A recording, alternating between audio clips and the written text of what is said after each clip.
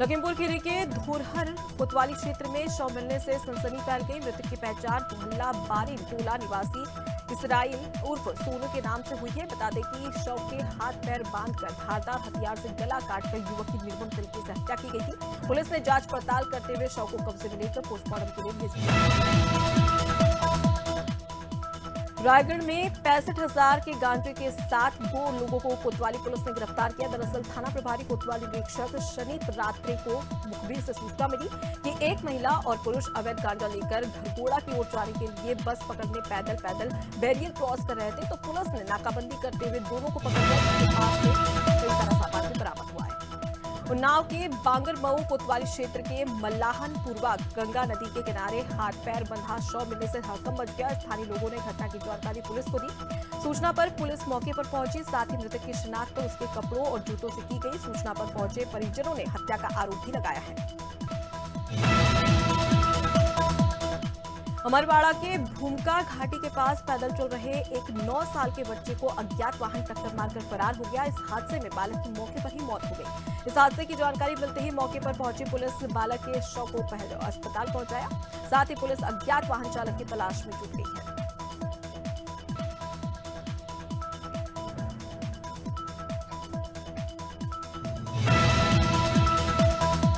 ग्वालियर के ट्रांसपोर्ट नगर स्थित एक ब्रेड टोस्ट की फैक्ट्री में भीषण आग लगी। आग लगने की सूचना मिलते ही मौके पर पुलिस प्रशासन और फायर ब्रिगेड की गाड़ियां पहुंची और आग पर काबू पाया। आग कितनी भीषण थी, इस बात का अंदाजा इससे लगाया जा सकता है कि आग पर काबू पाने के लिए दमकल के साथ गाड़ियों को कई घंटों तक मशक्कत करनी पड़ी। हालांकि जब तक फैक्ट्री में रखा लाखों का सामान जलकर खाक हो चुका था।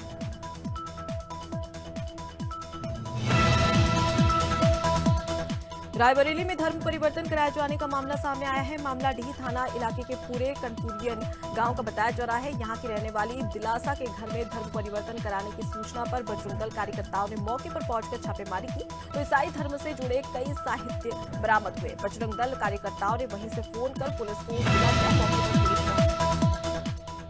ग्वालियर के थाटेपुर इलाके के मेहरा कॉलोनी में उस समय हड़कंप मच गया जब 3 बदमाशों ने ताबड़तोड़ फायरिंग कर दी। इस दौरान मौके पर मौजूद स्थानीय लोगों ने 2 हमलावर को दबोच लिया। इसके बाद लोगों ने पहले तो आरोपियों को जमकर पिटाई की और उसके साथ ही पुलिस के हवाले कर दिया। और वहीं पुलिस अधीक्षक राजेंद्र सिंह चंदेल का कहना है कि जांच की। दंतेवाड़ा में 3 वर्दीधारी पुरुष माओवादियों के शव बरामद हुए। दरअसल थाना कटे कल्याण क्षेत्र के कैंप तुम कपाल से बस्तर फाइटर और डीआरजी की संयुक्त पार्टी नक्सल अभियान के लिए रवाना हुई थी। इसी दौरान डुबक्का कुन्ना गांव के बीच जंगल पहाड़ी में पुलिस और माओवादियों के बीच में मुठभेड़ हो गई। सर्च में देवेंद्र नगर में पल्लेदारों ने धान तुलाई का काम बंद कर दिया है। दरअसल किसानों ने केंद्र प्रभारी और समिति प्रबंधक पर काम बंद करने के आरोप भी लगाए, जिसके बाद जांच की गई। जांच पड़ताल में पता चला कि पल्लेदारों को धान तुलाई का पैसा न मिलने के कारण पल्लेदारों ने धान तुलाई बंद कर दी है। लगातार तीसरे दिन रविवार को भोपाल के कोरोना मरीज मिला, जहां अब शहर में कोरोना एक्टिव मरीजों की संख्या 4 हो गई है। इधर रविवार को भी जेपी अस्पताल का फीवर क्लिनिक खुल गया था ताकि कोरोना संदिग्ध मरीज अपनी जांच कराने के लिए सैंपल दे सके। जानकारी के मुताबिक इस दौरान 15 संदिग्ध मरीजों ने अपने CT-CPR सैंपल दिए हैं। राजस्थान में कोरोना पॉजिटिव मरीजों की संख्या लगातार बढ़ती जा रही है। रविवार को प्रदेश में 11 कोरोना पॉजिटिव मरीज सामने आए, इनमें 7 केस जयपुर से हैं। इसके बाद प्रदेश में संक्रमित मरीजों की संख्या बढ़कर 20 तक पहुंच गई है, तो वहीं 2 संक्रमित मरीजों की दुर्घटना में मौत हो गई।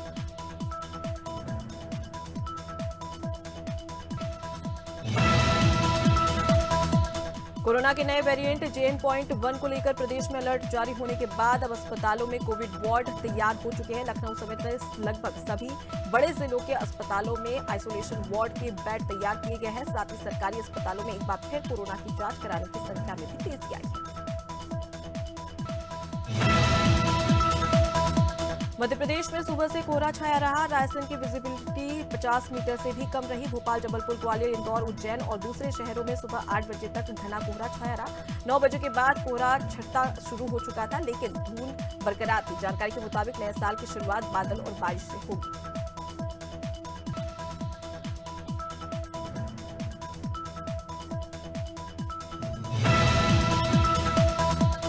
सागर के नेशनल हाईवे 44 पर गोर झामर के पास नीम घाटी पर कोहरे के कारण हादसा हो गया। घने कोहरे में एक के बाद एक 5 वाहन आपस में टकरा गए।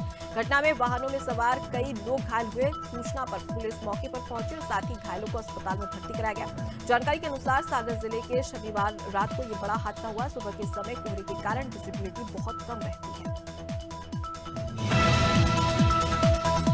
झांसी में घने कोहरे के कारण भीषण सड़क हादसा हो गया, जिसमें एक के बाद एक मिनी टूरिज्म बस सहित 3 वाहन आपस में टकरा गए। हादसे में 2 लोगों की मौत हो गई, जबकि 12 लोग घायल हो गए। बस सवार सभी लोग बागेश्वर धाम से ग्वालियर जा रहे थे। घायलों को इलाज के लिए मेडिकल कॉलेज में भर्ती कराया गया है।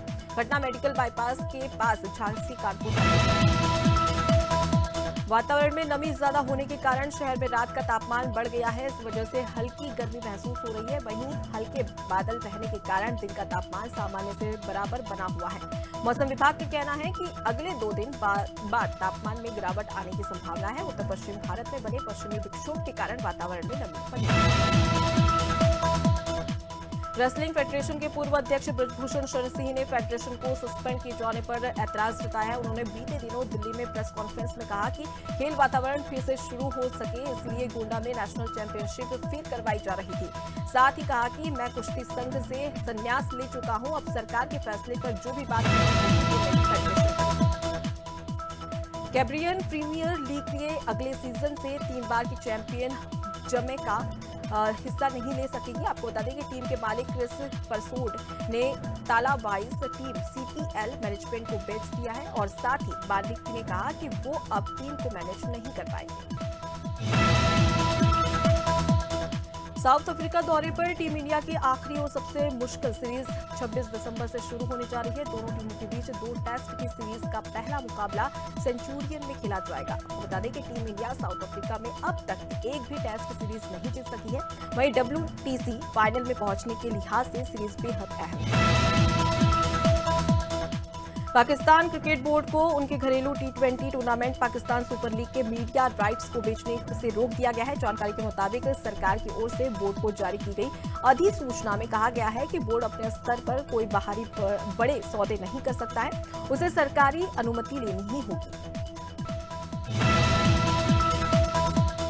बॉलीवुड एक्टर और फिल्म मेकर अरबाज खान ने 56 साल में दूसरी शादी कर ली। अरबाज खान ने मेकअप आर्टिस्ट शूरा खान से दूसरी शादी की है। इस दौरान उनकी शादी की कुछ इनसाइड वीडियो और फोटोज भी सामने आई है। वीडियो में सलमान खान भाई अरबाज की शादी में तेरे मस्त मस्त 2 नैन गाने पर डांस करते हुए नजर आ रहे हैं।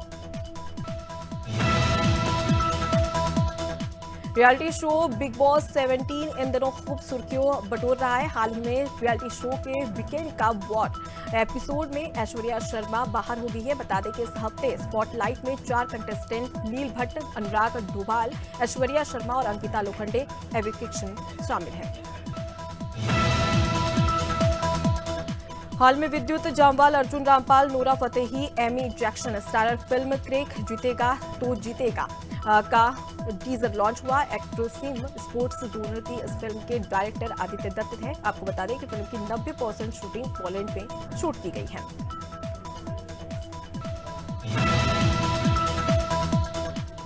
पंजाबी सिंगर गुरमन मान के सॉन्ग पर विवाद गहरा गया है। रविवार को लुधियाना के जगराव पुल पर युवकों ने सिंगर के खिलाफ धरना प्रदर्शन कर दिया। रविवार को जगराव पुल पर युवकों ने शहीदों के बूतों पर पास बैठकर पंजाब पुलिस के खिलाफ और सिंगर गुरमन मान के खिलाफ जमकर नारेबाजी भी की।